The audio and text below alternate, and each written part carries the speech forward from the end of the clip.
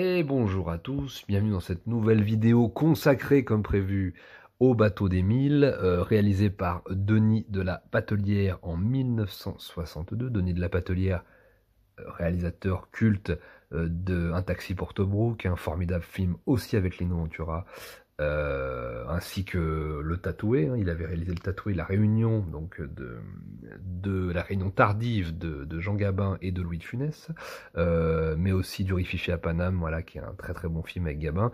Denis de la Patelière, excellent, adapté d'un livre donc de Georges Simenon, donc Le bateau d'Émile, qui va nous conter l'histoire en fait d'un patron marin, un petit capitaine de chalutier, voilà, marin pêcheur, interprété par Lino Ventura, qui va être comme ça du jour au lendemain propulsé héritier. En fait, on va apprendre que c'était en fait le fils, le bâtard, en fait, le fils caché d'une grande famille qui détient en fait le port de la ville de La Rochelle, je crois, hein, où le film est tourné. Et donc, du jour au lendemain, ce petit marin pêcheur, ce petit capitaine de chalutier va se retrouver comme ça, propulsé dans une vie un peu d'aristocrate, et va être tiraillé en fait entre son héritage familial bourgeois et sa vie en fait de marin, pêcheur, à la fois très prolétarienne dans sa manière d'être, hein, c'est-à-dire il va au bar, il a une vie très très populaire, et avec ses copains, il est assez bourru, il a une copine interprétée par la magnifique Annie Girardot, qui est probablement mon actrice française préférée de tous les temps, donc Fernande, qui est une espèce de petite chanteuse un peu ratée, justement qui a quitté un petit peu la chanson pour être avec Émile, donc le fameux Émile interprété par Lino. C'est un couple un peu haut en couleur, pas du tout stable, elle se barre tout le temps, ils reviennent, etc.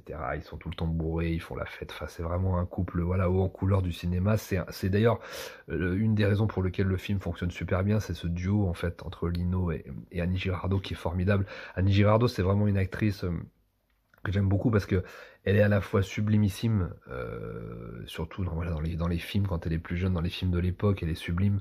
Dans les films des années 50-60, elle est magnifique, mais elle a ce petit truc en plus des actrices, je trouve que de l'époque, alors beaucoup sont formidables, mais elle, je trouve qu'elle avait vraiment ce truc d'être à la fois une très grande comédienne, et avec ce petit jeu un petit peu coquin, un petit peu dans l'œil, c'est-à-dire elle était très drôle, elle avait vraiment toujours de la répartie, elle se laissait jamais démonter par les marlous qu'il y avait en face, et Dieu sait si c'était des gueules et c'était des mecs qui avaient du caractère, et ben elle se laissait jamais démonter. Moi j'adore notamment un film qu'elle va faire bien plus tard dans sa un peu deuxième partie de carrière, les années 70, deux films qu'elle va faire avec Marielle par exemple, Cause toujours tu m'intéresses et Attrape-moi que Cours après moi que je t'attrape, qui sont vraiment où elle est en duo avec Marielle. Alors pour moi Marielle c'est probablement un de mes acteurs français, c'est mon acteur préféré français, voilà, on va pas tortiller du cul pour chier droit. Et Annie Girardot, c'est la plus grande comédienne du cinéma français, donc les deux réunis, c'est formidable. Et elle a fait plein d'autres rôles hein, que je vais pas vous énoncer aujourd'hui, mais vraiment Annie Girardot, formidable. Et c'est vraiment la raison aussi pour laquelle le film fonctionne très bien. C'est ce duo vraiment amoureux, haut en couleur, qui va d'ailleurs être mis à mal pendant le film, puisque Lino, donc Émile, va être tiraillé tout le temps entre cette espèce voilà, de vie de marin pêcheur et cette brutalité où en fait il va apprendre qu'il est le fils d'un héritier d'une grande famille, voilà, de la plus grande famille de la ville, etc. Donc il va faire tout un tas de conneries, voire des trucs complètement indéfendables dont il va penser vers la fin, mais je vous en dis pas plus, vous aurez la surprise, qui est, franchement, j'avais rarement vu ça dans un film. Alors le film finalement a des moments comme ça un peu noirs qui surgissent, mais qui sont toujours un petit peu comme ça en filigrane, mais globalement ça c'est quand même un film joyeux, c'est quand même un film qui se termine bien, et c'est une belle histoire d'amour malgré tout.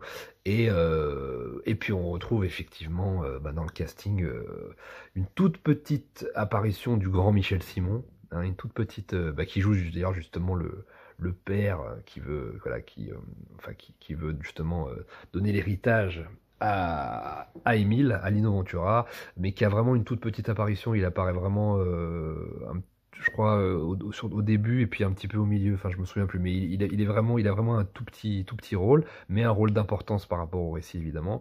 Et puis, comme je vous en ai parlé la dernière fois dans la métamorphose des cloportes, on retrouve encore une fois Pierre Brasseur. Pareil, formidable acteur démentiel, et voilà, on le retrouve encore dans ce film, il est formidable.